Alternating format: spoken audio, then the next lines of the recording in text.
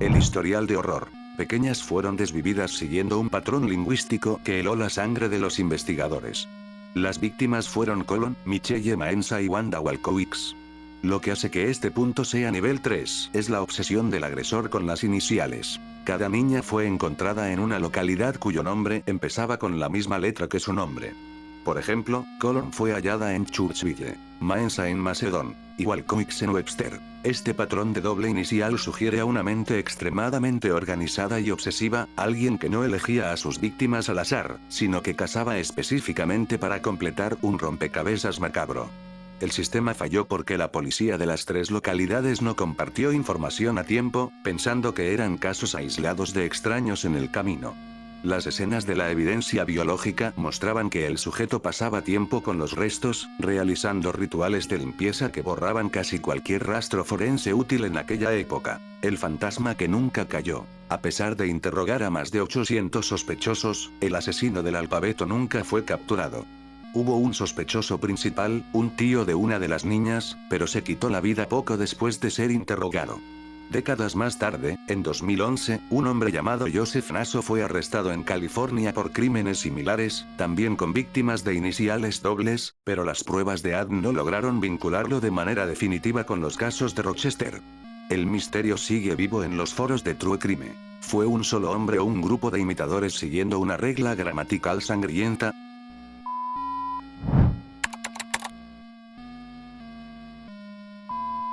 En los años 30, durante la Gran Depresión, la ciudad de Cleveland fue azotada por un individuo que parecía odiar la forma humana. El carnicero loco mandó al lobby a al menos 12 personas, aunque se cree que fueron muchas más. Su patrón era de una brutalidad técnica. Desmembraba los cuerpos con una precisión quirúrgica, a menudo decapitando a las víctimas mientras aún estaban con vida. Lo más aterrador es que el sujeto dejaba los torsos en áreas visibles, como el barrio marginal de Kingsbury, Irán, desafiando directamente a la ley. En esa época, el encargado de la seguridad de Cleveland era nada menos que Elliot Ness, el hombre que atrapó a Al Capone. Ness, frustrado por no poder detener al carnicero, llegó al extremo de quemar los campamentos de personas sin hogar para intentar expulsar al asesino, una medida desesperada que le costó su reputación. El carnicero nunca fue procesado. El principal sospechoso de Ness era el Dr. Francis E. Sweeney, un cirujano con problemas de alcoholismo y veterano de guerra. Sin embargo, Sweeney era primo de un congresista influyente que era rival político de Ness, lo que impidió un arresto formal. Sweeney se internó voluntariamente en un hospital psiquiátrico, desde donde enviaba postales burlonas a Elliot Ness durante años. El caso se cerró sin justicia, dejando a Cleveland con la sombra de un cirujano que convirtió la ciudad en su propio matadero personal.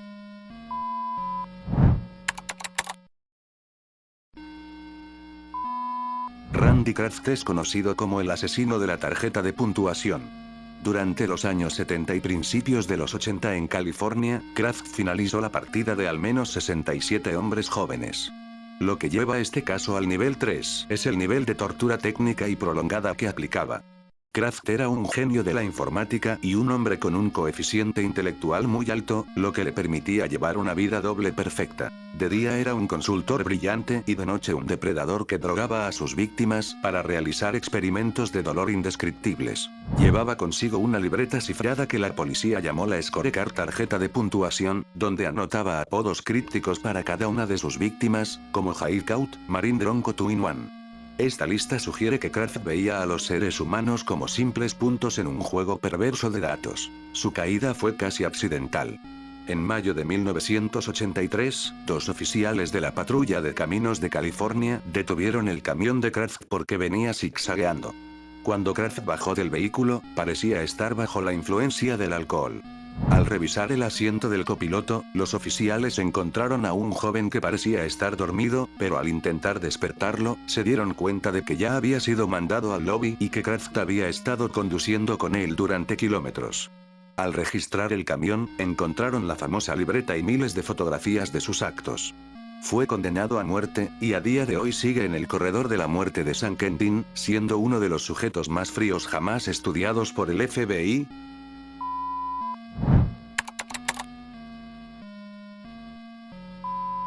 Este es uno de los casos más mediáticos y perturbadores del México contemporáneo.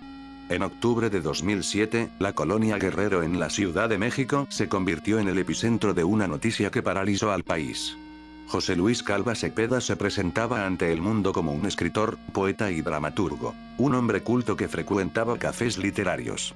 Sin embargo, detrás de esa fachada de intelectual bohemio, se ocultaba un depredador que veía a las personas como material para sus actos y, según los informes, para su consumo. El horror salió a la luz cuando la policía acudió a su departamento en la calle de Mosqueta tras reportes de la desaparición de su pareja, Alejandra Galeana. Al entrar, los agentes se toparon con una escena que parecía sacada de una película de horror. Restos biológicos de Alejandra estaban esparcidos por la vivienda.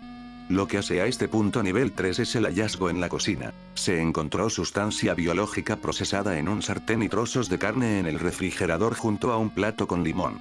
Calva Cepeda no solo finalizó la partida de su pareja, sino que existían indicios de que estaba realizando un ritual culinario con los restos.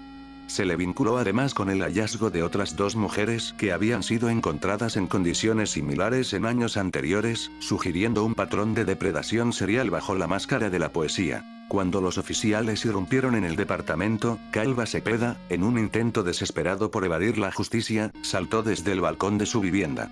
No logró escapar. Fue atropellado por un auto, lo que le provocó heridas graves pero no letales. Fue trasladado al hospital y posteriormente a la cárcel de Xochimilco.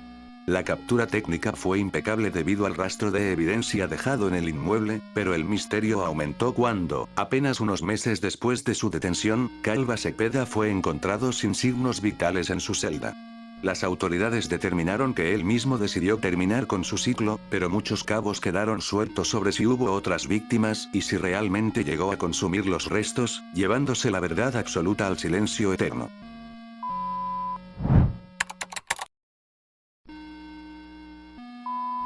En 1946, la ciudad de Texarkana, ubicada en la frontera entre Texas y Arkansas, fue aterrorizada por un individuo conocido como el Fantasma. Este sujeto atacaba a parejas jóvenes en las rutas del amor durante las noches de luna llena.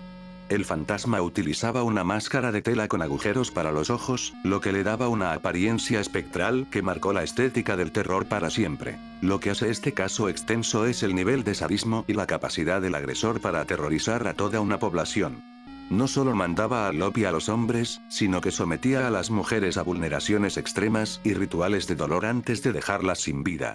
El sistema falló porque la policía de dos estados diferentes tuvo que colaborar en una época donde la jurisdicción era un obstáculo legal.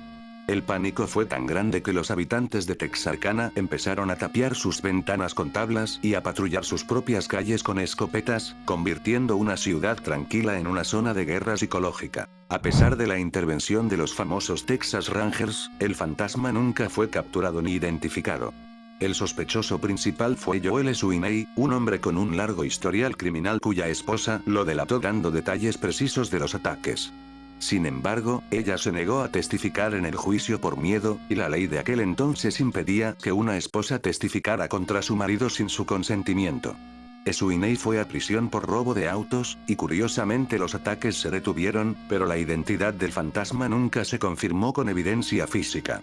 Hasta el día de hoy, Texarkana recuerda esos meses de 1946 como el tiempo en que un espectro real caminó entre ellos.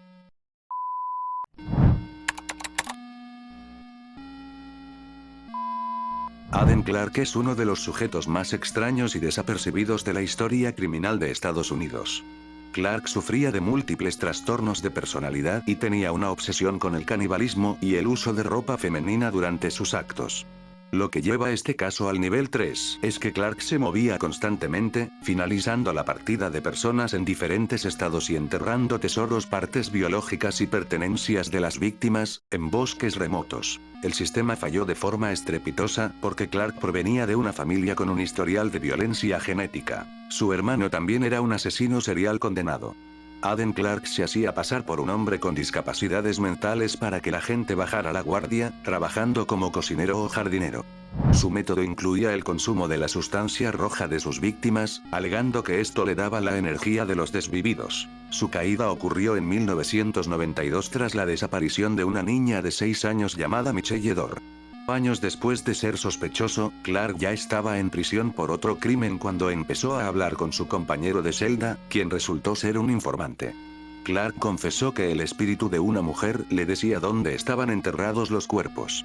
Llevó a la policía a un área boscosa donde, tras excavar en los puntos exactos que él señalaba, encontraron los restos de Michelle y de otra mujer desaparecida hacía años.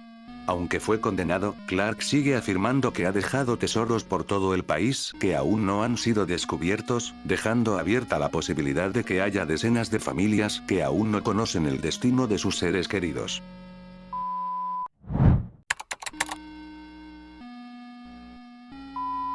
Cerramos este bloque con un caso que rompe la frontera entre la historia y la leyenda.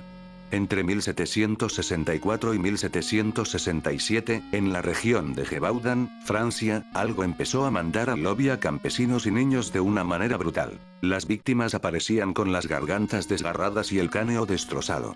Los informes de la época hablaban de una bestia enorme, pero los cortes en la ropa y la forma en que los cuerpos eran posicionados sugerían la intervención de una inteligencia humana. La teoría del nivel 3 es que no era un animal, sino un asesino serial aristócrata que utilizaba a perros grandes o lobos entrenados, cubiertos con armaduras de cuero, para realizar los ataques mientras él observaba o terminaba el acto. El sistema, la monarquía de Luis XV, envió a sus mejores cazadores y al ejército, pero la bestia parecía conocer las tácticas militares.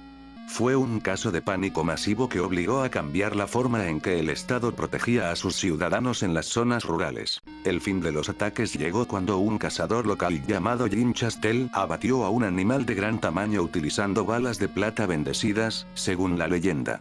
Sin embargo, la captura técnica sugiere que Chastel podría haber estado involucrado o que el asesino humano decidió detenerse tras la muerte de su animal entrenado.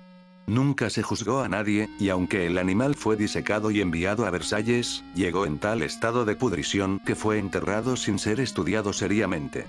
Gévaudan quedó marcado como el lugar donde el hombre y el animal se unieron para crear el primer gran asesino serial de la historia europea.